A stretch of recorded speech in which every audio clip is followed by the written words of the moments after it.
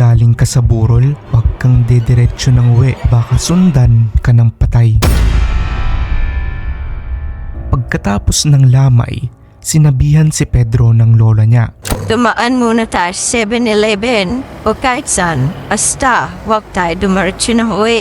Pagpag muna. Sa tradisyong Pilipino, kapag galing sa burol, kailangan mong dumaan muna sa ibang lugar bago umuwi. Ang tawag dito ay pagpag. Sabi nila, para di ka sundan ng masamang espiritu. Ang galing ito sa sinaunang paniniwala na ang kaluluwa ng namatay ay nalilito pa raw at pwedeng sumama sa sino mang dumiretso ng uwi. Ito'y naging bahagi ng kultura, lalo na sa mga probinsya, bilang proteksyon ng pamilya. Walang siyentipikong ebidensya na may espiritong sumusunod, pero may psychological effect ito. Ang pagpag ay parang simbolo ng pagputol ng koneksyon sa lungkot o trauma ng burol para hindi dalhin sa bahay ang bigat ng pagkawala. Ang tunay na panganib, hindi espiritu kundi ang bigat ng kalungkutan na di natin alam, dala na pala natin. Ang pagpag ay hindi lang pamahiin, ito'y paalala na bago tayo bumalik sa normal na buhay, kailangan muna nating huminga.